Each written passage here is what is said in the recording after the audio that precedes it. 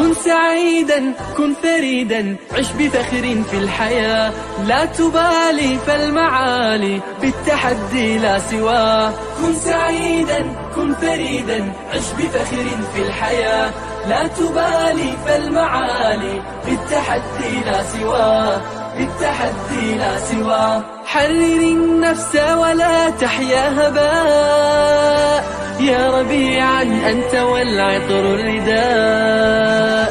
حرر النفس ولا تحيا هباء، يا ربيعا أنت والعطر الرداء.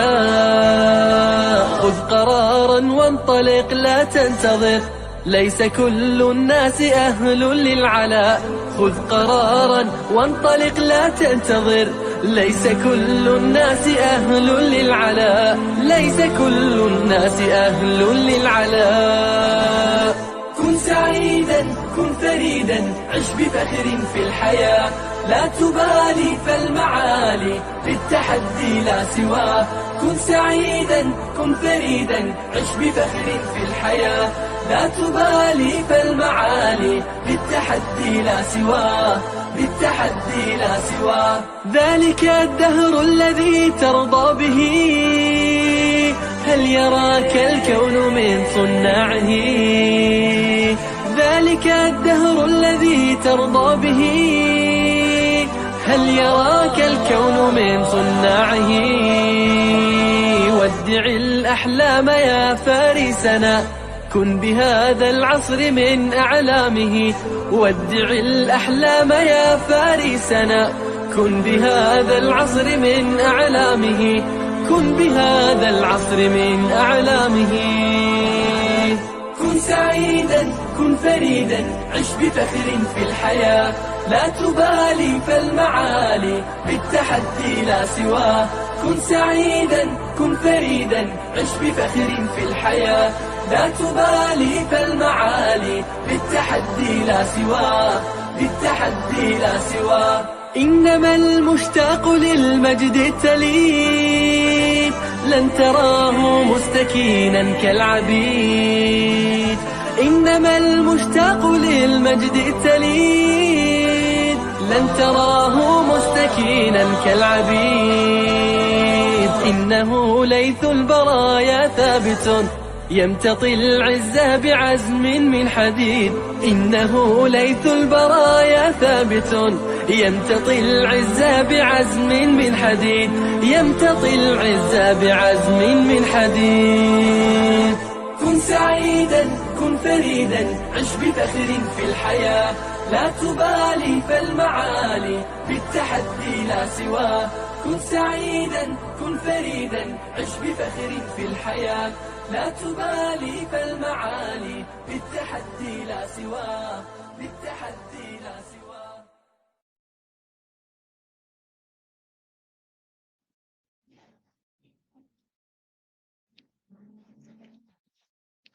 بسم الله الرحمن الرحيم. إن الحمد لله نحمده ونستعينه ونستغفره ونعوذ بالله من شرور أنفسنا ومن سيئات أعمالنا. من يهده الله فلا مضل له ومن يضلله فلا هادي له، وأشهد أن لا إله إلا الله وحده لا شريك له، وأشهد أن محمدا عبده ورسوله. أما بعد، رب اشرح لي صدري ويسر لي أمري واحلل عقدة من لساني يفقهوا قولي. ربي زدني علما وارزقني فهما. اللهم إنا نسألك علما نافعا ورزقا طيبا وعملا متقبلا. Assalamualaikum warahmatullahi wabarakatuh. Apa khabar jemaah muslimah kita di Masjid Kampung Silap pada pagi ini? Mudah-mudahan semuanya dalam keadaan yang sihat sejahtera hendaknya dan dirahmati Allah Subhanahu Wa Taala sentiasa.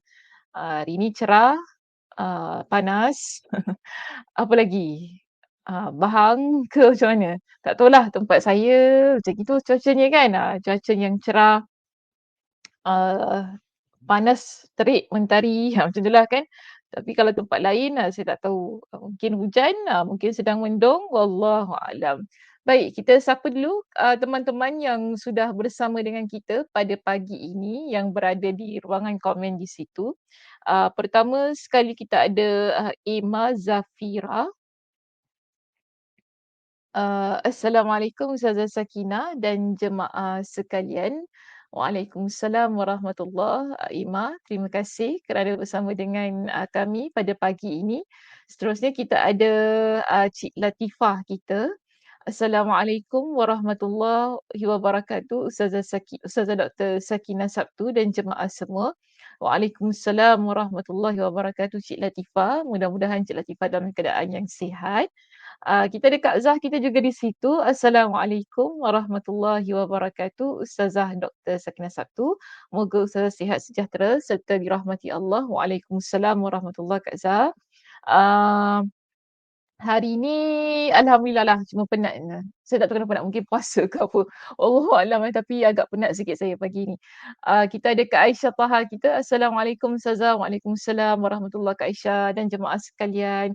Alhamdulillah bertemu lagi di alam maya. Alhamdulillah. Rasanya inilah satu-satunya kuliah saya di alam maya kan. Yang kalau ditegur saya menjawab. Begitu keadaannya. Alhamdulillah bertemu lagi di alam maya. Ramadan Mubarak. Okay, thank you so much admin for this FB live. Kita ada Adi Ratna Syams di situ. Assalamualaikum Ustazah, Sakinah, admin dan jemaah MKS. Waalaikumsalam warahmatullahi Adi Ratna. Ada juga Zahira. Assalamualaikum Ustazah. Dan Kak Nur kita. Assalamualaikum Ustazah, admin dan sahabat-sahabat. Sama lah ya. Atas dan bawah tu sama je. Nak baca banyak kali ya. Yang penting Waalaikumsalam warahmatullahi kepada semua yang ada. Terima kasih Kak Nur, Zahira, kan? Adi, Ratna di situ kerana bersama dengan saya dan juga tim MKS pada pagi ini. Oh ingatkan Liza tak ada. Lambat rupanya dia masuk ya. Liza Aziz. Assalamualaikum Ustazah Dr. Sakinah Sabtu. Waalaikumsalam warahmatullahi Liza. Senyap aja. Tadi ingatkan awak tak ada tadi. Okey, baru nak tanya Liza mana? Rupanya baru masuk dia. Baik, kawan-kawan kita, kawan-kawan muslimah yang dikasihi semuanya, pagi ini kita nak sambung poin kita yang baru, poin kita yang C. Okey, kita berada di muka surat yang keberapa? Boleh letakkan di ruangan komen.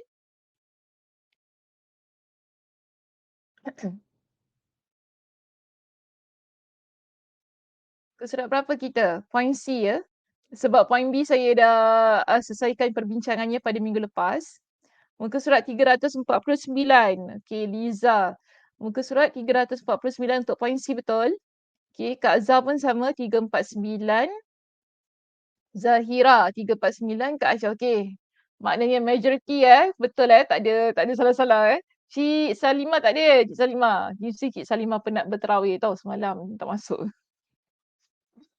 Cik Salimah tak ada ya. Kalau Cik Salimah ada sama muka surat dengan saya. Okey tak apa, kita lihat di sini. Hari ini kita akan masuk poin kita yang C, iaitu ucapan salah satu pintu kemaksiatan. Kalau minggu lepas kita bincang tentang apa ya? Ustazah pun lupa dah. Poin kita yang B tentang apa? Bisikan jiwa. Okey, bisikan jiwa merupakan salah satu pintu kemaksiatan. Okey, hari ini kita masuk kepada pintu kemaksiatan berikutnya, iaitu ucapan, kata-kata kita kan, perkataan yang kita keluarkan. Jadi apakah yang disebut sebagai ucapan yang boleh dikategorikan sebagai maksiat, dosa. Baik, pada hari ini kita akan bincangkan tentang isu ini. Jika sesiapa yang muka suratnya sama dengan saya, kita berada di halaman 361. Tetapi jika cetakan kitabnya sama sebagaimana teman-teman jemaah kita yang lain tadi kan, kita berada di muka surat 349. Okey, yang penting poinnya C, ucapan merupakan salah satu pintu kemaksiatan. Baik. Di dalam kitab kita di sini, Imam Ibnul Qayyim Al-Jauziyah, dia menjelaskan bahawa ucapan, bagaimana kita nak menjaga ucapan. Perenggannya yang pertama di situ, dia jelaskan kepada kita bahawa menjaga ucapan dilakukan dengan tidak mengeluarkan perkataan yang sia-sia, iaitu tidak berbicara tentang perkara yang tidak bermanfaat dan berfaedah dalam agama. Jadi kalau kita nak menjaga tutur kata kita ini ya sebagai seorang muslimah, agar kita tidak membuka pintu kemaksiatan itu, di sini Imam Ibnul Qayyim Al-Jauziyah sebutkan bahawa kita perlu menjaga kata-kata supaya tidak mengeluarkan perkataan yang sia-sia. Iaitu tidak berbicara perkataan yang tidak bermanfaat dan tidak berfaedah dalam agama ini. Baik, lalu dia kata begini, jika kita nak cakap juga, macam tu kan? Kalau betul-betul lah nak cakap, tapi mestilah cakap ya, kalau tak cakap macam mana kan? Sunyi je, senyap je kan? Kalau kita tak berbual ni, seolah-olah tak ada kemeriahannya. Berbicara, berbual ini adalah sesuatu bagi saya kalau kita ni ada ni lah ya, ada suara, ada mulut nak cakap ni kan, kita memang nak cakap. Cuma di sini Imam Ibnul Qayyim Al-Jauziyah dia jelaskan kepada kita, kalau kita ni nak cakap juga, nak berbicara juga ni kan, maka kita perlu pertimbangkan. Apakah yang ingin kita ucapkan, yang ingin kita sampaikan bermanfaat ataupun tidak. Okey, adakah ia bermanfaat ataupun tidak. Jika setelah dipertimbangkan, aku ni nak cakap benda ni tak payahlah ya, tak datangkan apa-apa faedah pun. Kita rasa begitu kan? Maka di sini dia kata, jika tidak ada faedah, tidak ada manfaat untuk diri kita, untuk orang lain, untuk agama itu kan terutamanya, maka dia kata, tahanlah pembicaraan tersebut. Jadi kita perlu tahan apa yang kita nak cakap. Jika kita tahu, ucapan itu akan membuatkan lebih dahsyat pergaduhan. Ucapan yang kita nak keluarkan lebih membuatkan orang itu triggered, kan? Dia rasa tercabar.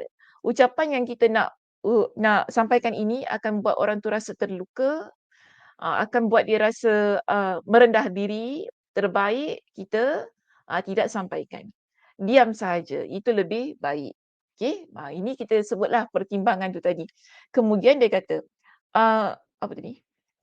Jika kita dah pertimbangkan tu tadi kan, jika kita rasa apa yang kita nak sampaikan adalah sesuatu yang memberikan kemaslahatan, iaitu yang mendatangkan manfaat bagi diri kita, maka di sini dia kata lihat lagi, kita perlu lihat lagi apakah ada yang kalimat yang lebih baik, apakah ada kalimat yang lebih baik atau tidak. Jadi maknanya di sini pertama kan, sebelum kita nak bercakap, kita perlu fikir. Sebab tu saya banyak kali ingatkan, nak cakap apa-apa, fikir dulu. Okay? Think before you speak. Dia macam itu kan? Fikir sebelum kita bercakap. Jadi, bila kita fikir tadi, kaedah yang pertama ya, bila kita fikir tadi, kita dapat pastikan adakah perkara yang saya nak cakap ini ianya manfaat ataupun tidak. Jika ia tidak bermanfaat, kita ketepikan, bermakna kita jangan cakap, tak apa, diam dulu. Tetapi jika kita fikir-fikir, ni penting ni nak cakap ni, kalau tak cakap ni tak sedar-sedar ni orang ni, kan? Dia mesti nak kena cakap ni, kalau tak kan makin menjadi-jadi perangai orang ni kan. Kita pun berfikiran sedemikianlah, kerana kita kata ada kemaslahatan, kerana bagi kita ada manfaatnya. Kalau aku tak cakap, nanti dia ni makin jadi Mina ni kalau aku tak cakap, bukan main lagi perangai dia, dia pijak kepala aku pula. Okey, so kita rasa ada kemaslahatan, ada manfaat untuk kita sampaikan, untuk kita bicarakan. Baik, dalam keadaan yang sedemikian, Imam Ibnul Qayyim Al-Jauziyah dia kata begini, kalau begitulah keadaannya, ada manfaat, ada maslahat, maka kita perlu pilih kalimat yang terbaik untuk kita sampaikan. Maknanya di sini, sebelum kita bercakap itu, kita kena fikir, bagaimana saya perlu menyusun kata-kata saya agar kata-kata ini bukanlah kata-kata yang menyinggung. Walaupun kita dalam dengan niat dengan niat untuk menegur. Tetapi teguran yang kita nak sampaikan itu perlu dipastikan. Ayat yang digunakan, ia tidak menyinggung perasaan orang lain. Apa yang kita ingin tanyakan, ia tidak menyebabkan orang lain rasa self esteem dia rendah kan, dia rasa terhina ataupun dia rasa dia ni nak peli aku ke, dia ni nak hina aku ke, dia tak rasa begitu. Dengan ucapan kita yang bagaimana. Okey, kata-kata apa yang kita lontarkan, yang kita bicarakan, ini semua perlu difikirkan sebelum kita ucapkan kata-kata tersebut. Jadi inilah yang diajar oleh Imam Ibnul Qayyim Al-Jauziyah dalam kitabnya ini bagi mengelakkan kata-kata tersebut menjadi kata-kata yang berdosa. Kata-kata yang mengundang uh, dosa demi dosa yang lain ataupun yang membuka pintu kemaksiatan. Jadi dikata dengan begitu kalimat yang bermanfaat tadi tidak tersia-siakan akibat kalimat yang tidak jelas. Jadi bila kita fikirkan apa yang kita ingin ucapkan itu tadi dengan menggunakan perkataan yang terbaik, perkataan yang tidak menyinggung perasaan orang lain, ya, perkataan yang betul-betul kita sampaikan itu jelas. Jadi ia bukanlah kata-kata yang sia-sia di sisi Allah sehingga kita pun dihukum sebagai orang yang berdosa. Okey, baik, seterusnya. Maka dia kata begini, maaf saya nak berikan kepada kita dengan satu hadis Nabi SAW yang tidak ada dalam kitab. Jadi saya datangkan sabda Nabi SAW ini terlebih dahulu sebelum kita masuk kepada perbincangan yang berikutnya. Penting kita menjaga kata, penting kita jaga lidah ini. Sebab apa? Ia tanda keimanan kepada Allah Subhanahu Wa Taala. Jadi kita lihat begini ya muslimah, ciri-ciri orang yang beriman kepada Allah Subhanahu Wa Taala ialah yang menjaga lisannya, dia menjaga lidahnya, menjaga tutur katanya. Sebab itu di sini Nabi SAW bersabda, Nabi kata, "Man kana yu'minu billahi wal yaumil akhir." Siapa yang dia beriman kepada Allah, dia beriman kepada hari kiamat, hari akhir. Okay? Hari akhir tu maksudnya hari kiamat. Kita faham gini, orang yang beriman kepada Allah, dia pasti beriman kepada hari kiamat. Kerana dia tahu pembalasan, azab, ganjaran, dosa pahala, semuanya akan diperlihatkan pada hari kiamat. Jadi kita sebagai seorang yang beriman, kita beriman bahawa hari kiamat pasti berlaku dan kita akan diadili pada hari kiamat. Jadi, orang yang beriman kepada Allah, beriman kepada hari kiamat, apa yang perlu dia lakukan? Nabi tak sebut tentang salat. Nabi tak kata tentang bayar zakat, sedekah, pergi umrah, pergi haji. Tetapi di sini Nabi SAW menyebutkan kepada kita dengan satu ciri yang penting yang perlu ada kepada orang yang beriman, iaitu falyakul khairan aw liyasmut. Hendaklah dia berkata baik atau dia diam. Jadi kita sekarang, semua kita yang mengikuti pengajian saya ini, saya yakin kita adalah orang yang beriman kepada Allah Subhanahu Wa Taala. Kita adalah orang yang beriman kepada hari kiamat. Lantaran itu, bila kita mengaku keimanan kepada kedua-duanya, itu Allah dan juga hari kiamat yang diciptakan oleh Allah, maka hendaklah kita menjadi seorang muslimah yang menjaga tutur kata kita. Kita berkata yang baik. Kalau kita tahu tak ada benda baik yang hendak kita ucapkan, maka terbaik kita memilih keadaan yang kedua, iaitu diam. Berkata baik adalah jalan kepada keselamatan. Maka di sini, kalau tidak ada perkataan baik yang ingin disampaikan, diam itu adalah lebih baik daripada berkata-kata. Jadi ini yang Nabi SAW ingatkan kepada kita. Muslimah yang beriman kepada Allah, beriman kepada hari kiamat, dia perlu jaga lidahnya. Okey, dia perlu jaga tutur katanya supaya dia tidak membuka pintu kemaksiatan itu tadi. Namun, kalau dia tahu, kita balik kepada teori ataupun kaedah yang diajarkan oleh Imam Ibnul Qayyim Al-Jauziyah itu tadi. Kalau kita tahu, kata-kata kita yang kita nak keluarkan langsung tidak memberikan manfaat. Bahkan boleh buat orang sakit hati, bahkan boleh buat orang rasa terhina, bahkan boleh buat orang rasa dendam dengan kita. Diam itu lebih baik. Ini yang Nabi SAW ajarkan kepada kita. Sebab itu di sini, di perenggan kita yang berikutnya, Imam Ibnul Qayyim Al-Jauziyah disebutkan begini. Jika kamu ingin mengetahui apa yang tersembunyi dalam hati, maka lihatlah gerakan lisan. Okey, lihatlah gerakan lisan. Lisan ini menunjukkan apa yang terdapat dalam hati. Baik pemiliknya suka ataupun tidak. Jadi, ramai orang kata itu cakap dekat mulutnya, dekat hati tidak. Itu adalah teori yang tidak benar. Nabi tidak pernah mengajarkan kepada kita tentang hal itu. Sebab apa yang kita sebutkan di lidah itulah sebenarnya yang ada di dalam hati kita. Jadi kita nak tahu baik ataupun tidaknya seseorang ialah menerusi perkataannya. Kan? Saya yakin kita semua siapa sahaja di sini kita takkan suka orang yang mulutnya jahat. Betul tak? Kita tak akan suka orang yang mulutnya jahat. Walaupun kita kata dia mulutnya jahat tapi hati dia baik. Kita cakap gitu kan. Namun bagi saya siapa pun, kita tak akan selesa, kita tak akan rasa aman bila kita duduk dengan orang yang mulutnya bercakap tentang orang lain, yang mulutnya maki-maki, maaf saya sebut begini ya, yang mulutnya laknat orang, yang mulutnya cakap itu cakap ini kan, yang mulutnya cakap luar dalam tentang orang lain.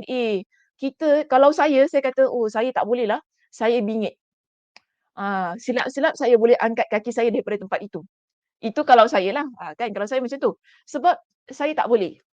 Jadi, saya boleh duduk dengan orang yang mana, ah, percakapannya adalah percakapan yang menenangkan. Percakapannya tak menyakitkan. Saya lebih selesa, duduk, dengan golongan yang begitu. Jadi kalau saya tahu, saya duduk dengan orang yang begini kan, yang menyebabkan kata-kata dia tak menenangkan saya rasa macam, uh, tak selesa, hati pun jadi sakit, hati tak tenteram, saya lebih baik elakkan. Dia begitu keadaannya. Kerana kita melihat, satu keadaannya begini ya, saya perlu duduk dengan orang yang baik-baik, dia begitu keadaannya. Kalau orang tu tak berapa baik, lebih baik jangan duduk dengan dia, just demikian. Jadi kita memilih dengan siapa kita berteman, dengan siapa kita duduk, dengan siapa kita bercakap dan dengan siapa yang ingin kita dengar ucapannya. Kerana begini muslimah, kita kalau biasa duduk dengan orang yang mulutnya jahat, kita satu hari mulut kita pun akan jadi sama macam dia. Ni puasa-puasa ni saya cakap ni kan, mulut saya tengah kering ni. Saya cakap betul. Kita ni kalau kita terbiasa duduk dengan orang yang mulutnya maki-maki, yang cakapnya cakap tak baik, yang cakapnya cakap yang tak sedap didengarlah dan kita redha tau dengan keadaan itu, kita duduk bersama dengan dia. Lama kelamaan kita akan jadi sebagaimana dia. Ini bahayanya. Okey, ini bahayanya. Sebab itu kita ni perlu pilih dengan siapa kita nak duduk. Kalau kita nak duduk dengan orang yang begitulah keadaannya bimbang-bimbang, nanti satu hari kita sendiri yang akan jadi macam itu. Kita jangan cakaplah, kita jangan rasa kuat sangat. "Apa ustazah, saya okey je. Saya duduk dengan mulut longkang, insya-Allah orang pun jadi baik. Sebab mulut saya longkang." Kita cakap gitu. Mungkin kita rasa begitu. Tapi muslimah, biasanya kejahatan ini dia boleh mendominasi. Okey, kerana apa? Kejahatan sentiasa didorong oleh syaitan. Syaitan dia kadang-kadang bukan satu tapi ada banyak yang mendorong, yang mencocok, yang mengajak untuk kita buat perkara yang jahat. Okey, kejahatan lebih mendominasi daripada kebaikan. Sebab itu perlu berhati-hati. That's why selalu saya ingatkan, kita kalau tahu surroundings itu adalah tidak baik, kita keluarkan diri kita daripada tempat tersebut. Kerana dia lebih dominan. Kejahatan yang lebih dominan di tempat itu akan buat kita ikut turut buat sama sebagaimana apa yang ada di tempat tersebut. Jadi kita ni contoh saya katakan, kita kalau duduk ramai-ramai, tapi kalau kita ni macam terkeluar daripada ring tu lah kan, terkeluar daripada kumpulan itu, dia rasa tak seronok kan? Betul tak? Dia rasa tak seronok. Kita seorang je tak cakap apa-apa, kita seorang ni diam aja. Dia rasa macam out lah kan? Member pun tengok kita, asal dia ni diam orang pun dah boring dah nak duduk dengan kita, dah malas lah. Kan, nak ajak kita keluar makan, malas sebab apa? Kita tak layan perangai dia. Kita tak sama macam dia. Jadi selalunya kalau kita duduk sama-sama ni, kita rasa kita selesa. kan? Kita boleh blend lah orang kata. Kita boleh duduk sama-sama, kita boleh meraihkan antara satu dan yang lain. Barulah kita boleh duduk sama-sama, borak sama-sama kan, macam tu kan.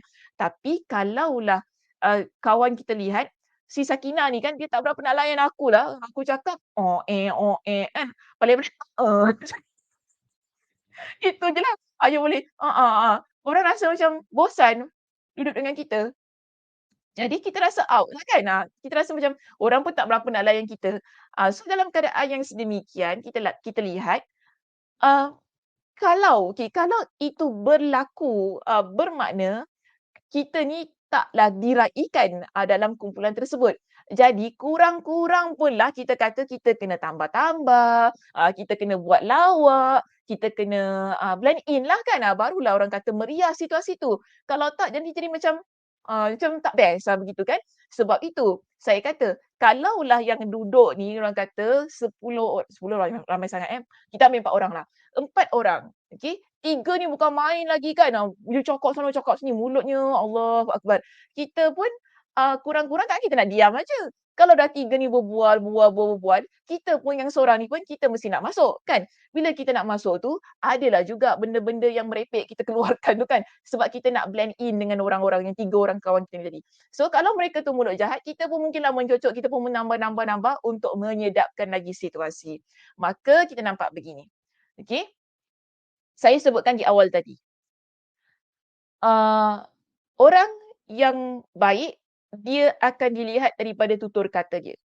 Orang yang tidak baik, dia akan dilihat daripada tutur katanya juga. Ini bukan kata saya, tapi ini kata Nabi SAW. Nabi yang ajar kita tentang teori ini. So jangan kata, kalau gitu you judge orang lah. Kalau mulut I jahat, mana I jahat lah. Kau siapa nak judge aku? Itu terpulang kepada siapa yang rasa saya judge dia. Tapi ini yang Nabi SAW ajarkan. Kerana apa yang ada di lidah kita, ia mesti selari dengan apa yang ada di hati kita. Dia begitu situasinya. Okey? Apa yang ada di hati kita, biasanya kita akan keluarkan menerusi lidah kita. Menerusi apa yang kita ucapkan. Sebab itu di sini, Imam Ibn Al-Qayyim Al-Jawziyah, dia memuatkan pendapat daripada Yahya Ibn Mu'az yang berkata, hati kita ni ibarat periuk yang mendidih bersama apa yang dikandungnya. Okay, dia membuat-buat tau dalam hati ni kan. Kita ambil lah contoh periuk tu. Kita masak apa ya? Kita masak kuah lemak lah kita masak kuah lemak. So sekarang ni kuah lemak tu dah mendidih tau. Dah mendidih, dah menggelegak tu kan. Bersama dengan all the ingredients yang dalam tu kan. Dia dah membuat, kita dah nampak dah sayur semua dah naik. Ini dah mendidih ni kan. Okey, jadi Yahya Ibn Mu'az dia kata begini kepada kita. Senduk bagi periuk tersebut adalah lisan kita, lidah kita. Hati ibarat periuk. Senduk yang kita nak gaul, yang kita nak kocak tu kan, yang kita nak gaul, yang kita nak apa ni, godek ke apa tu kan, guna senduk tu, senduk ni ibarat lidah kita yang mengeluarkan setiap isi kandungan yang ada dalam periuk kita yang sedang mendidih yang kita masak tu tadi. Maka dia kata, perhatikanlah sebaik-baiknya ketika seseorang berbicara kerana lisannya akan mencedok apa yang ada di dalam hatinya. Jadi bila kita berbual, lidah kita ni tarik keluar apa yang ada dalam hati kita yang sedang bergejolak, ke bergelodak ke apa kan. Minta maaf kalau salah ayat tu kan. Yang sedang berkecamuk, yang sedang membuat-buat perasaan hati kita ni, dia akan keluarkan. Sebab tu kalau kita suka, kita akan keluar perkataan-perkataan yang menyenangkan. Kalau kita marah, kita akan mengeluarkan perkataan-perkataan yang menunjukkan kita marah. Kalau kita ni benci, kita akan keluarkan perkataan-perkataan yang benci kan. Kita nampak daripada perkataan dia, marah betul, benci betul ni, tak suka betulnya. Kita nampak kan daripada apa yang dia ucapkan. Kerana lidahnya mencedok apa yang ada di dalam hatinya, dia keluarkan isi hati dia itu tadi. Maka di sini dia kata Tak kira sama ada rasanya manis, masam, tawar, masin kan. Senduk lisan itu menjelaskan kepadamu perasaan dalam hatinya. Jadi kita akan dapat lihat perasaan seseorang menerusi lidahnya. Yang tadi saya kata, kalau dia cinta, dia sayang, dia suka, kita akan nampak bagaimana dia menuturkan kata-katanya kepada seseorang. Dia sayang betul dia dengan isteri dia kan, dia cakap macam gitu kan, nampak ya keadaannya. Kita kata, tapi sesuatu itu fake lah, tuan-tuan itu mulut je, dalam hati belum tahu. Yes lah, dalam hati dia belum tahu. Ada juga orang yang begitu. Tapi adakah itu salah? Yes, itu salah. Ia keluar daripada teori yang Nabi SAW ajarkan. Kerana kita kena pastikan apa yang keluar daripada lidah kita ia adalah selari dengan hati kita itu tadi. Okey, jadi sebab tu kalau kita nampak orang marah, kita nampak bagaimana dia ucapkan kata-katanya kan. Kalau orang itu dia dalam keadaan yang sedih, bagaimana dia bercakap. Cakapnya pun cakap yang kita nampak, sedih apa yang dia cakap kan. Kita yang dengar pun boleh turut mengalirkan air mata kerana kita nampak jelas isi hatinya menerusi apa yang dia ucapkan. Inilah analogi yang diberikan oleh Yahya ibn Muaz tentang hati dan lidah yang memiliki kita panggil sebagai mm, kebersamaannya. Kan lidah dan hati dia akan seiring dan sejalan. Apa yang terdetik di hati kita, itulah yang akan kita keluarkan di hujung lidah kita ini. Maka sebab itu perlu berhati-hati dengan apa yang ingin diucapkan. Kalau kita ikutkan hati, maka inilah yang membuat kita jadi orang yang mati. Kerana apa? Kita ucapkan kata-kata yang mungkin menyakitkan orang lain. Yang mungkin memusnahkan suasana, kan yang membunuh jiwa dan perasaan orang lain kerana kita ikutkan sangat perasaan kita kan. Tak apa, aku nak cakap juga. Dia kecil hati tu dia punya pasal lah yang penting aku cakap. Ada orang dia begitu. Kan ada orang dia begitu. So kita ni jangan jadi orang yang tidak yang tidak meraihkan ataupun yang membiarkan perasaan orang lain. Banyak kali juga saya ingatkan, kita nak cakap apa-apa perlu kita prihatin apa yang dirasai oleh teman kita. Okey, apa yang dirasai oleh teman kita. Sebab mudah begini, kita letakkan diri kita di tempat dia. Kalau kita di tempat dia, mungkin kita pun tak suka dengar apa yang hendak diucapkan. Kalaupun kita kata, tapi benarnya betul Ustazah. Okey, kalau perkara itu perkara yang betul, yang kita nak sampaikan, yang kita nak tegur dan sebagainya, pilih perkataan yang terbaik. Perkataan yang tidak menyinggung, perkataan yang membantu. Okey, bukan perkataan yang semakin menjauhkan dia dari kebenaran. Ini pentingnya kenapa Allah berikan kepada kita dengan lidah. Lidah Allah berikan untuk kita bercakap. Tetapi tujuannya ialah untuk bercakap tentang hal yang bermanfaat. Bukan bercakap tentang hal yang memudaratkan diri kita dan orang lain. Sebab itu dalam hadis yang lain Nabi kata apa? Al-muslimu man salimal muslimuna min lisanihi wa yadihi. Hadis riwayat Imam Muslim. Seorang Muslim yang baik ialah Muslim lain yang ada di sekitarnya selamat daripada kejahatan lidah dan tangannya. Kalau orang lain, bila dia duduk dengan kita, dia rasa selamat daripada kejahatan lidah kita, kejahatan jari jemari kita, kejahatan tindakan kita ini, maka baiklah orang itu. Kan? Sebab tu tadi saya kata, orang yang baik kita nampak daripada perkataan dia. Orang yang tidak baik dilihat daripada perkataannya juga. Sebab itu yang Nabi SAW beritahu kepada kita. Kalau orang dah rasa selamat dengan lidah kita, bermakna baiklah kita.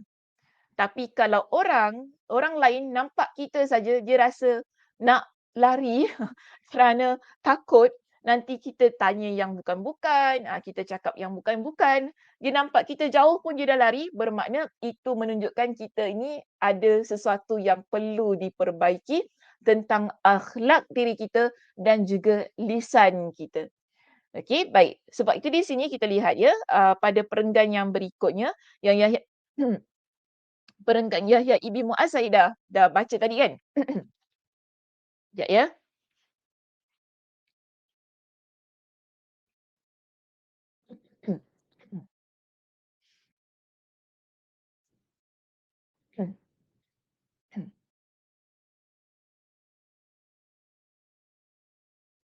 Ah, ini yang letihnya bulan Ramadan. Suara tak berapa sangat Baik, di sini kita terus masuk kepada hadis yang berikutnya yang ada di kitab kita di sini. Hadis daripada Anas yang diriwayatkan secara marfu' dari Nabi sallallahu alaihi wasallam baginda bersabda, "La yastaqimu imanu 'abdin hatta yastaqima qalbuh, wa la yastaqimu qalbuhu hatta yastaqima lisanuhu." Tidaklah lurus keimanan seorang hamba hingga lurus hatinya dan tidak akan lurus hatinya hingga lurus lisannya. Ya, sebab itu tadi lidah dan hati ianya berkait rapat. Tidak boleh dipisahkan. Jadi Nabi kata apa? Tidaklah lurus. Maknanya iman kita ni tidak dilihat iman yang mantap hingga hati kita. Dan kalau kita nak tahu mana kemantapan hati kita, ialah kemantapan lidah kita. Sebab hati seseorang dia tidak akan mantap selama mana lidahnya tidak mantap. Jadi kita ambil macam ni lah. Nak mudah faham gini. Iman kita baik bila hati kita baik. Hati kita baik bila lidah kita baik. Dia begitu. Dia saling berkait rapat. Iman, iman, hati dan lidah. Okey, dia baik, semua baik. Imannya baik, maknanya hatinya baik. Hatinya baik, lidahnya baik.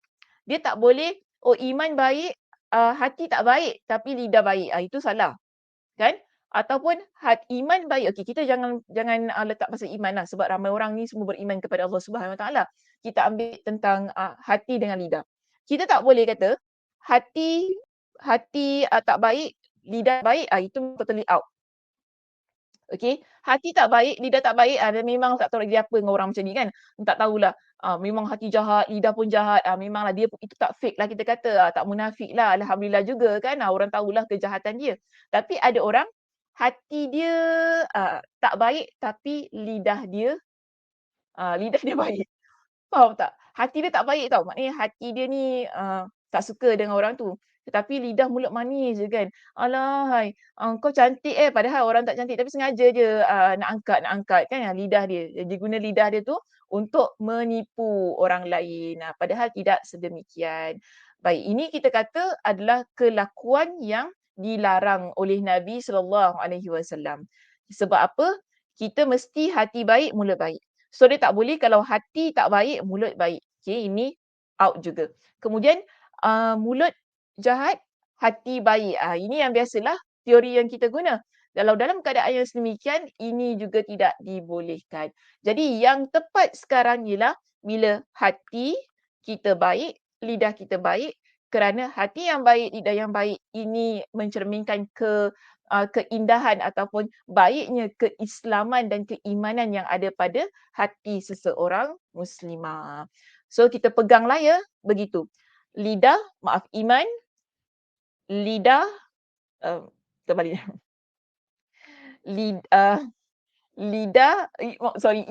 Iman, hati, lidah. Tiga-tiga ini selari. Mesti dalam keadaan yang baik. Bila ia baik, insya-Allah baiklah kita sebagai seorang hamba Allah. Baik, seterusnya di sini ya. Saya nak datangkan sebuah hadis Nabi sallallahu alaihi wasallam tentang kenapa kita perlu menjaga lidah kita ini. Kenapa kita perlu ada lidah yang baik, lisan yang baik. Kenapa kita penting untuk bercakap perkataan-perkataan yang baik kepada sesama kita ni kan, sesama manusia. Dengan jiran kita, dengan ibu ayah kita terutamanya, dengan adik-beradik, dengan teman-teman kan, dengan anak-anak mak dengan anak kena cakap perkataan-perkataan yang baik. Kerana anak ni dia akan ikut macam mana mak dia bertutur. Okay, kalau kita ada anak yang kecil-kecil ni kan, lebih-lebih lagi. Dia akan membentuk kepribadian anak itu. Jadi kalau kita bercakap dengan perkataan yang baik, anak ini mendengar kata-kata yang baik, insya-Allah baik hatinya, baik pembesarannya kan, baik dirinya menjadi remaja yang baik kerana tutur kata yang baik daripada ibu bapa. Begitu juga kalau kita sebagai seorang guru, kan guru yang bercakap baik ialah guru yang mana dia ini mudah untuk dihormatilah oleh anak muridnya, keadaannya sedemikian. Kita bayangkan kalau seorang guru, ucapannya ucapan yang tak baik, kan ucapan yang gertak-gertak, ucapan yang marah-marah, orang akan jadi jauh hati daripada untuk duduk dalam pengajiannya. Kerana seorang guru itu perlulah memiliki budi bicara yang lembut, budi bicara yang penuh ihsan, penuh kasih sayang, barulah ilmunya dapat sampai kepada orang yang nak dengar. Dia sedemikian. Jadi sebab tu kita lihat di sini, pentingnya orang yang memiliki lidah yang baik, kerana lidah, okey, kerana lidah ini dia merupakan punca ramainya orang masuk dalam api neraka. Nabi SAW, hadis ini riwayat Abu Hurairah, okey, dia pernah ditanya kepada ada orang yang bertanya kepada Nabi SAW, okey, situasi sedemikian. Ada orang dia pernah bertanya kepada Nabi SAW tentang orang ataupun apakah perkara yang paling ramai membuatkan orang masuk dalam syurga Allah Subhanahu Wa Taala. Jadi Nabi SAW beritahu uh, kepada lelaki ini. Nabi kata kepada dia, okey, taqwallah wa husnul khuluqi. Takwa kepada Allah dan akhlak yang baik. Jadi ini adalah perkara yang banyak memasukkan orang ramai ke dalam syurga. Yang menjadi penyebab. Kenapa ramai orang masuk dalam syurga? Kerana dia bertakwa kepada Allah dan dia memiliki akhlak yang baik. Kita lihat begini muslimah. Takwa kepada Allah bermakna kita meninggalkan larangan Allah, kita melaksanakan perintah Allah. Baik, kalau kita nak apply dengan konteks pada perbincangan kita pagi ini, kita akan fahami begini. Orang yang bertakwa kepada Allah, dia akan menjaga lidahnya. Kerana itulah yang diperintahkan kepada orang yang beriman. Itulah yang diperintahkan oleh Nabi SAW.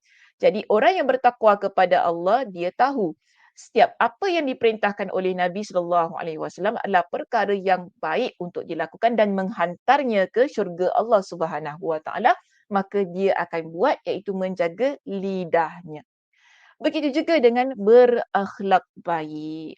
Akhlak baik ini antaranya ialah bagaimana kita nak nampak orang itu memiliki budi pekerti yang mulia menerusi ucapannya, menerusi lidahnya.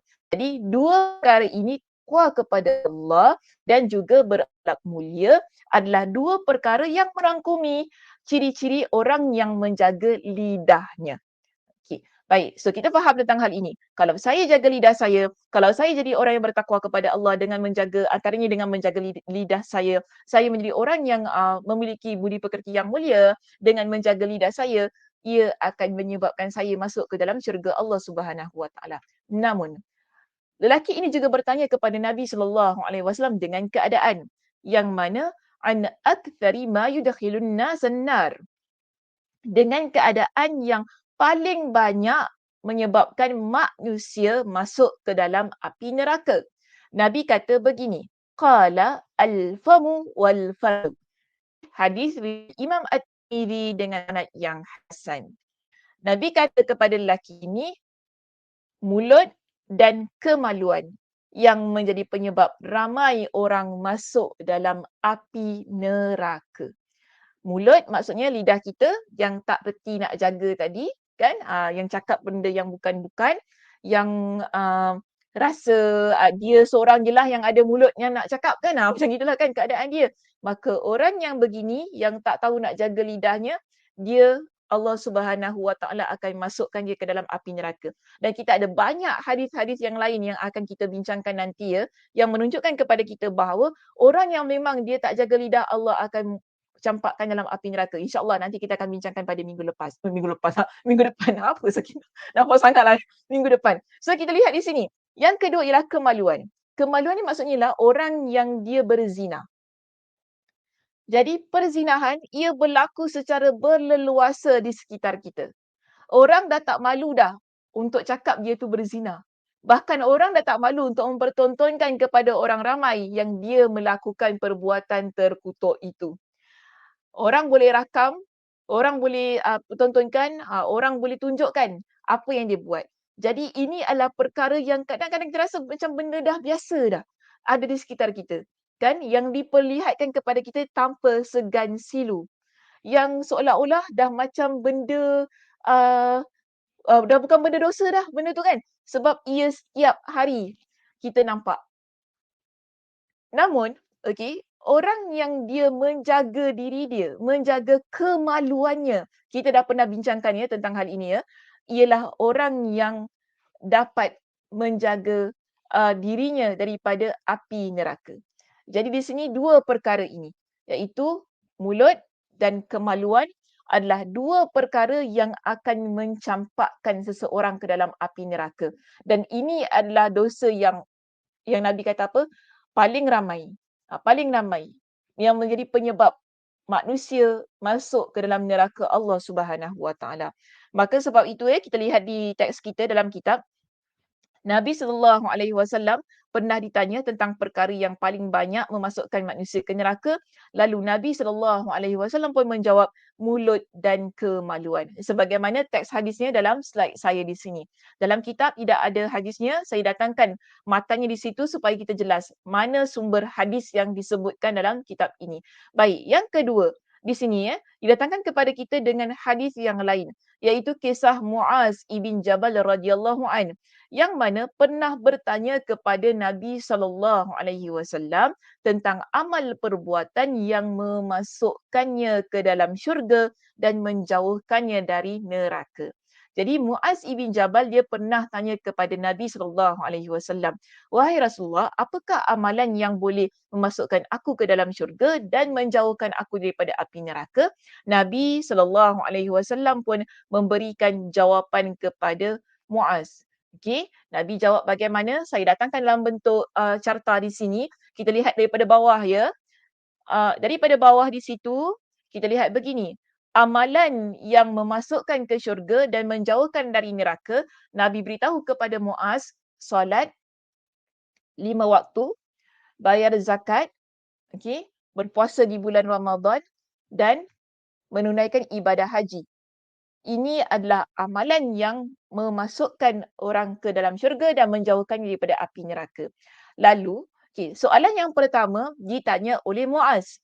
Tapi kemudian setelah Nabi SAW menjawab soalan yang pertama itu, Nabi sebaliknya bertanya kepada Muaz ibn Jabal, "Mahukah engkau aku tunjukkan kepada engkau dengan pintu-pintu kebaikan?"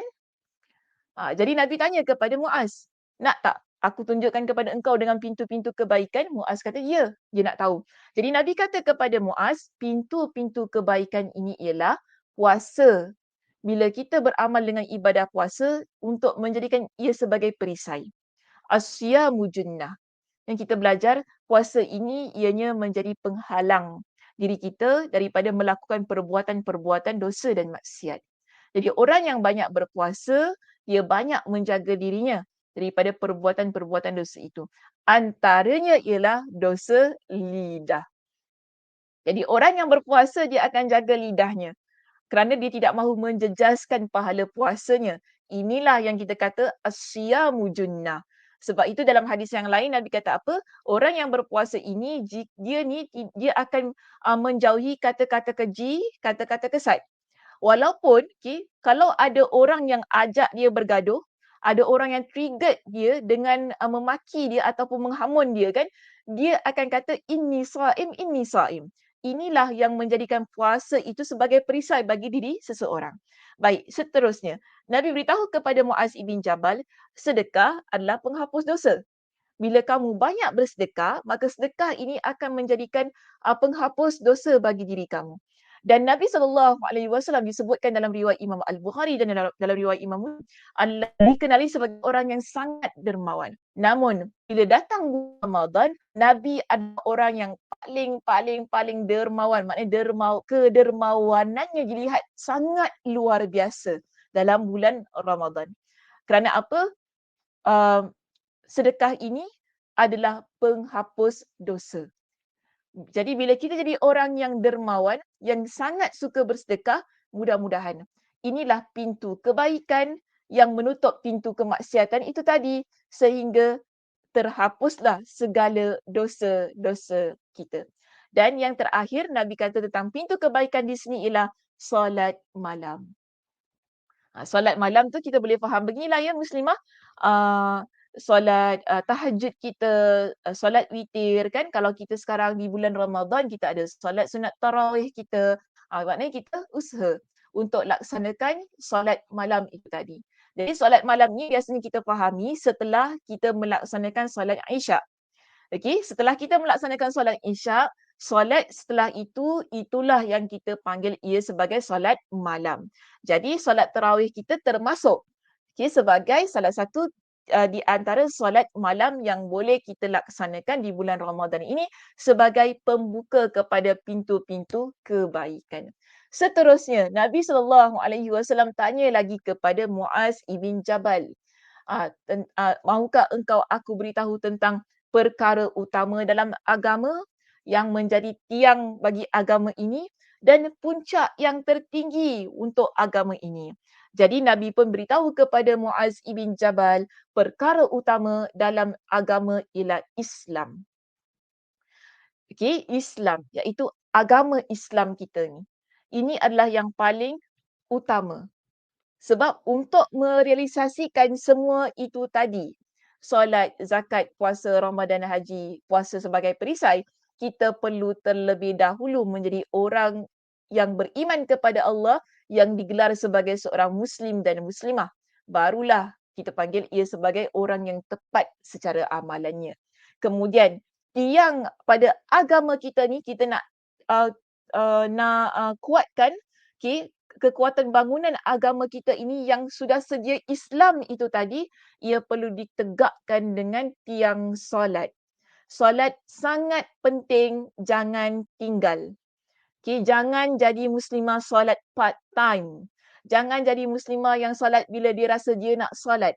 Solat ini adalah ibadah yang pertama yang akan dihisap oleh Allah Subhanahu Wa Taala. Ia adalah tiang yang menguatkan agama kita. Saya pernah ingatkan ketika di Masjid Kasim kemarin, saya kata, ramai orang dia boleh puasa. Tetapi ramai orang dia tak boleh jaga ibadah solat dia. Sebab apa? Orang yang tak solat pun dia boleh puasa. Kan dia tak solat tapi dia puasa. Kenapa dia puasa? Yalah kerana dia beriman kepada Allah lah. Sebab bulan Ramadan kan kena puasa. Orang lain puasa, dia puasa. Tapi solat macam mana? Dia tak solat.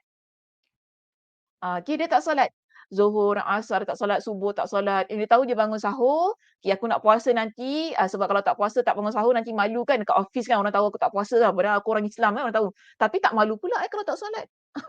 Kerana pelik juga saya ni. Kalau tak puasa malu, tapi kalau tak solat tak malu. Macam mana tu ya? Pandai-pandailah ya fikir. Tapi yang penting sekarang, kita sebagai seorang yang beriman kepada Allah, Nabi ajarkan kepada kita, solat adalah tiang kepada agama yang menguatkan keimanan kita kepada Allah Subhanahu Wa Taala. Kerana apa? Solat ini buat kita bertemu dengan Allah 5 kali sehari.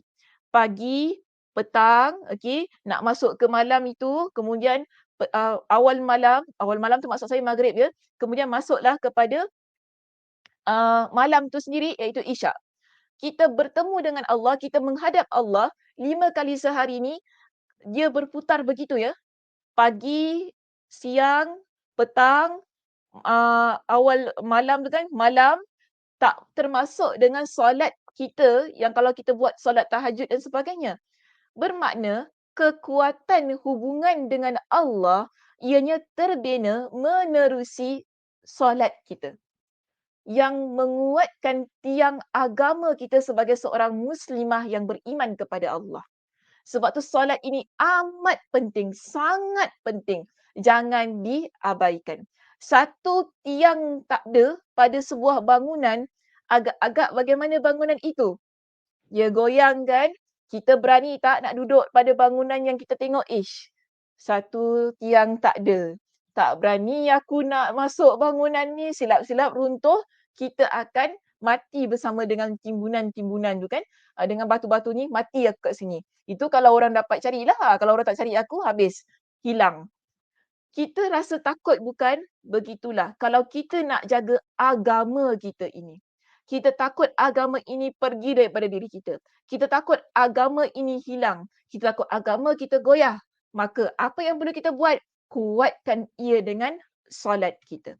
Okey, seterusnya. Nabi kata apa tadi? Puncak tertinggi bagi agama itu apa? Jihad. Okey, jihad kita. Ini adalah puncak yang paling tinggi. Baik, kalau kita nak kata jihad pada konteks kita hari ini, kita tak keluar pergi berperang lah kan. Namun jihad ini memiliki maksud yang begitu luas. Okay, antara yang boleh kita fahami ialah jihad hawa nafsu. Jihad hawa nafsu lagi susah ya daripada jihad pergi berperang. Betul tak? Jihad kita nak melawan hawa nafsu kita ini adalah jihad. Jadi bila kita melawan hawa nafsu ni, ia adalah puncak yang tertinggi sekali. Puncak yang paling tinggi yang mana orang boleh solat, orang boleh puasa kan, orang ramai boleh bayar zakat, boleh pergi haji, pergi umrah. Orang kita boleh buat pelbagai macam amal ibadah yang disyariatkan dalam agama kita ini. Tetapi untuk satu part ini kalau nak lawan hawa nafsu ni, Allah, dia punya dia lengit, dia lengit tu kan, lengit susah sikit Sebab apa? Kita banyak ikut kepada perasaan, keinginan, apa yang kita rasa.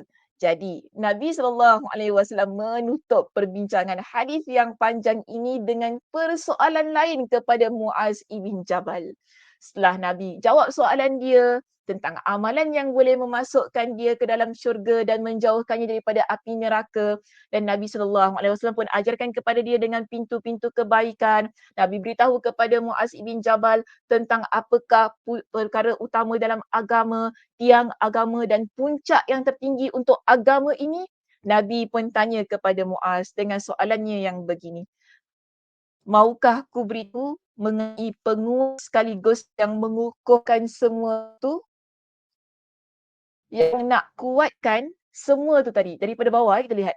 Solat, zakat, puasa Ramadan, haji tu kan. Puasa Ramadan, haji, puasa sunat kita, sedekah sunat kita, solat malam kita, Islam, solat dan jihad kita itu. Yang nak kuatkan semua itu, Nabi kata, maukah engkau aku beritahu? Apakah yang menguatkan kesemua amalan itu tadi? Yang membuatkan amalan semua itu tadi adalah amalan yang tidak sia-sia. Nabi SAW pun beritahu kepada Muaz.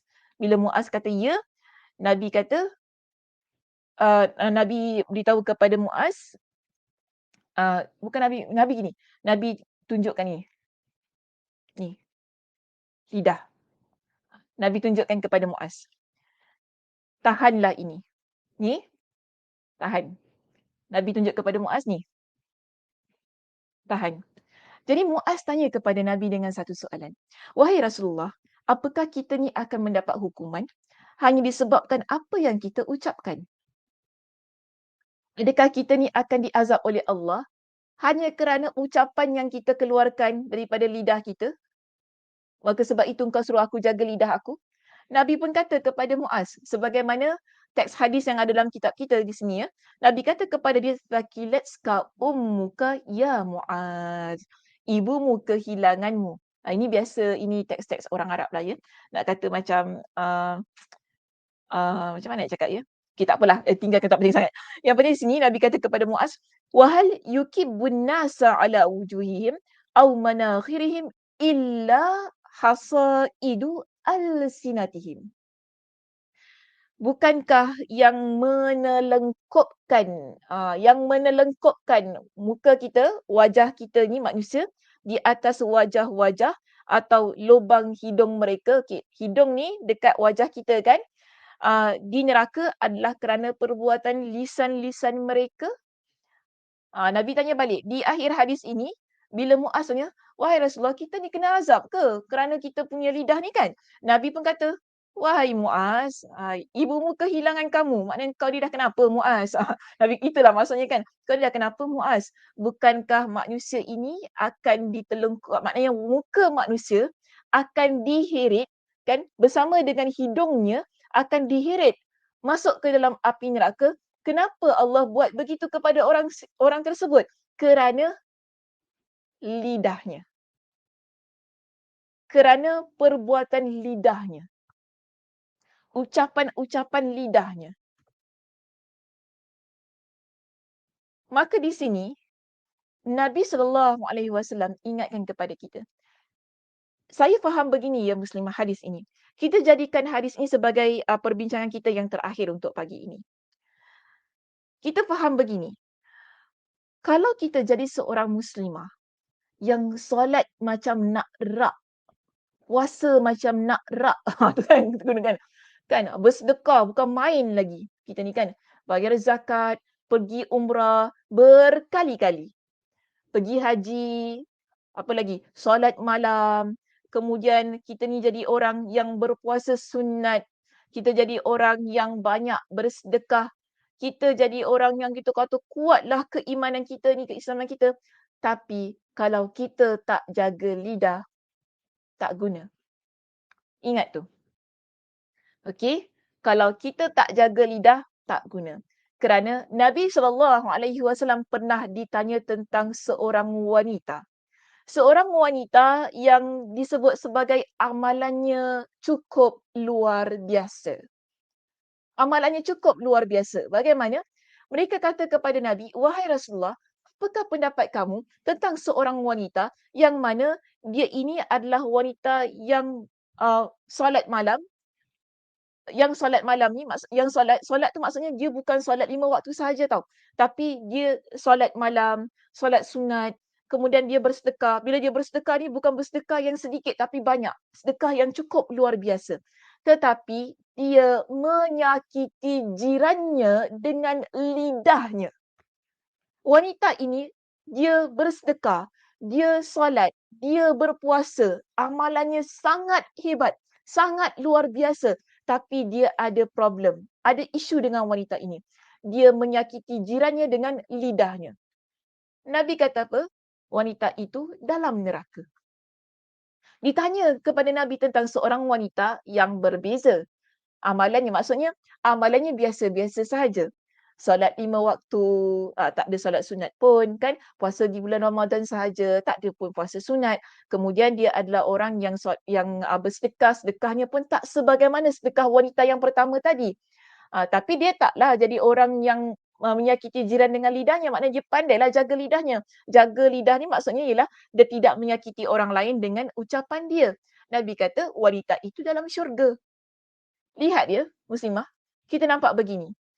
Apa pun yang kita nak buat, okay, dalam kehidupan kita ini, kita jadi muslimah yang solehah. Muslimah yang baik. Dia bukan hanya semata-mata kita jaga hubungan kita dengan Allah. Kena ingat itu. Okey? Bukan semata-mata kita jaga solat kita, puasa, sedekah. Bukan itu. Tetapi juga bagaimana kita menjaga hubungan sesama manusia menerusi lidah kita terutamanya. Okey, menerusi lidah kita terutamanya. Jadi, ketika kita hidup ini, yang menyebabkan kaki kita melangkah ke dalam syurga Allah bukan semata-mata tentang amal ibadah kita. Kalau tak, Nabi tak sebut tentang jaga lidah yang menjadi puncak utama yang teratas itu tadi.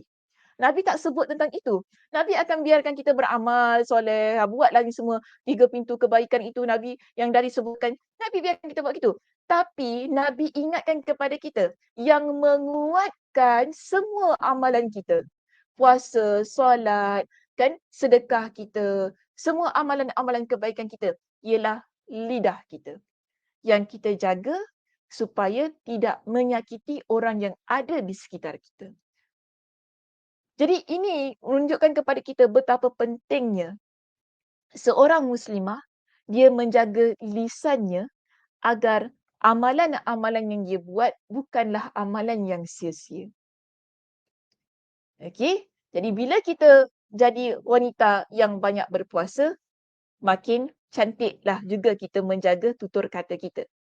Bila kita jadi seorang muslimah yang banyak bangun malam, banyak solat malam, maka lidah kita, ucapan kita, hubungan kita dengan orang lain, apa yang kita cakap dengan orang lain semakin baik. Senang kata begini muslimah, saya tak nak sebut satu-satu lah amalan. Yang penting kita kata gini, semakin baik hubungan kita dengan Allah, maka semakin baik hubungan kita dengan sesama manusia. Kita jangan jadi muslimah yang mana makin baik hubungan kita dengan Allah, tetapi makin jauh kita daripada manusia. Bagaimana kita rasa kita dah bagus solat kita. Kita pun cakap tentang solat orang lain. Solat macam gitu tak bagus. Kadang-kadang ada macam gitu kan perangai kan. Aduhai, perangai dahsyat kadang kita tak tahu dah macam mana. Kita dah bagus lah, alhamdulillah. Kita pergi masjid. Sekejap Allah bising pula dah. Kapal terbang ni suka mengganggu. Bising pula kapal terbang ni. Kita dah bagus lah. Jadi orang yang solat, kan pergi kuliah, belajar agama, contoh gitu kan. Jadi orang yang solat malam, puasa, baguslah kita ni amalan. Tapi kadang-kadang kita ni meremehkan orang lain. Dengan kata-kata kita rasa kita bagus sangat kan. Kita kata, hari ni tak mengaji. Macam tu kan. Hari ni tak mengaji, malas kau Macam gitu kan. Malas kau hari ni kau berapa juzuk baca? Takkanlah satu juzuk pun tak boleh. Kau buat apa? Tengok Netflix boleh. Ayat kita kan, uish, menusuk. Menusuk. Tengok Netflix boleh pula Ramadan-Ramadan ni. Sudah-sudahlah tengok Netflix kau pun. Kata-kata kita tahu muslimah. Orang lain jadi jauh. Orang jadi tak suka. Betul tak? Orang jadi tak suka dengan orang yang baik-baik. Kerana apa? Lidah kita. Kan? Kerana lidah kita. Kita nampak orang tak pergi tarawih. Kau tak pergi tarawih? Dahsyat kau kan kita bulan puasa kan. Takkanlah tak boleh pergi tarawih. Penat sangat ke kau ni? Pemalas. Kita kata gitu dengan orang yang tak pergi tarawih. Sebab apa? Kita tak pernah miss saf depan pergi tarawih. Solat. Macam gitu kita. Sampai imam habis witir. 20 rakaat kita buat. Action kita dengan amal ibadah kita. Dengan amal ibadah kita itu, kita pun menyakitkan orang lain dengan lidah kita. Dia tak boleh begitu muslimah. Okey? Kita dah baik kan tadi? Alhamdulillah. Dah sudah dah. Alhamdulillah dah kita. Jangan kita menyakiti orang lain. Jangan kita membanding-bandingkan amalan kita dengan amalan orang lain. Semua orang beramal mengikut kepada macam mana nak kata kekuatan masing-masing. Okey? Kemudahan yang ada pada diri dia. Kemampuan yang ada pada diri dia. Dia begitu. Ada orang dia mungkin tak boleh nak tarawih setiap hari. Alhamdulillah. Ada masa dia pergi juga tarawih. Dia begitu kan. Ada orang macam ni Ada orang juga kadang-kadang dia rasa tarawih dekat rumah ni tak bagus. Ada orang rasa gitu kan. Kenapa tarawih dekat rumah? Kan masjid ada. Bawah kolong ada. Kenapa tak solat jemaah dengan orang lain? Kan bagus. Tapi adakah tarawih itu mesti kita buat secara berjemaah? Mesti dibuat di masjid? Adakah dia begitu keadaannya? So kalau kita orang yang mampu pergi ke masjid setiap hari untuk tarawih, alhamdulillah saya kata. Tapi jangan kita menyakiti orang lain dengan lidah kita semata-mata sebab kita pergi tarawih dekat masjid. Ataupun sebab kita nampak dia tak pergi tarawih dekat masjid. Kenapa kau tarawih kat rumah Apa sebab kau tak pergi masjid? Penat sangat ke kau ni? Penat kita dengan penat orang lain tak sama muslimah. Penat saya dengan penat orang lain tak sama. Ada orang dia boleh tolerate dengan kepenatan dia. Tapi kalau saya memang tak boleh lah. Kalau saya dah penat, saya penat lah. Macam tu kan. Saya tak boleh. Kalau saya dah tak boleh, saya tak boleh. Kita tak boleh nak force diri kita. Lagi-lagi tentang amalan-amalan yang sunnah. Amalan-amalan yang wajib, yes. Kita perlu paksakan. Amalannya wajib. Kalau tinggal, berdosa. Tapi kalau amalan yang sunnah, betul saya kata, ada banyak amalan sunnah kita perlu paksakan juga. Tetapi dalam keadaan kita paksa-paksa tu, namun kalau kita tak mampu, kita perlu rehat. Dia sedemikian. So, kita tak boleh mengecam. Kita punya hashtag kecam. Gitu kan? Kita tak boleh mengecam. Kita tak boleh downgrade diri orang yang kita nampak bagus macam kita. Yang kita rasa kita bagus. Sebab kita boleh khatam Al-Quran 2-3 kali dalam bulan Ramadan. Kita rasa kita ni boleh pergi masjid, tarawih 20 rakaat hari-hari. Kita rasa begitu. Bila kita nampak orang lain tak boleh buat sedemikian, kita pun guna lalu itu. Kau tak bagus. Kau tak bagus. Ini kita guna perkataan yang menyakitkan orang lain. So ini perlu sangat kita perhatikan. Supaya tak jadi sebagaimana wanita yang tadi yang Nabi sebut. Hiya finnar. Dia dalam neraka.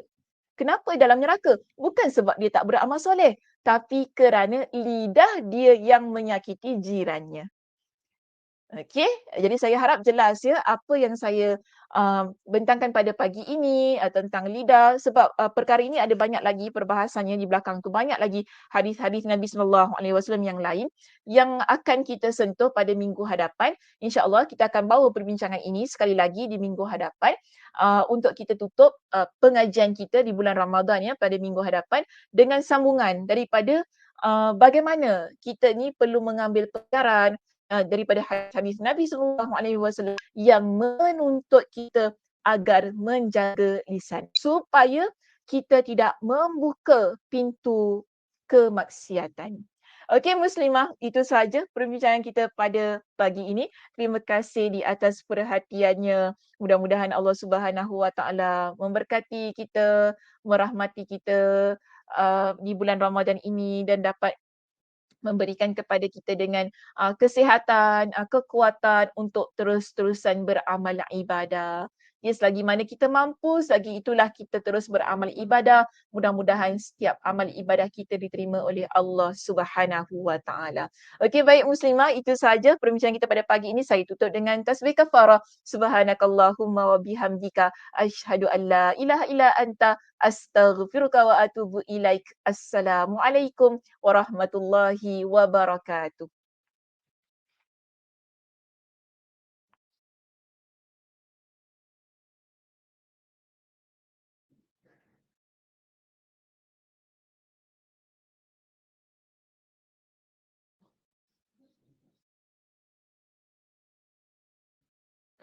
Mana? Admin dah tidur ke?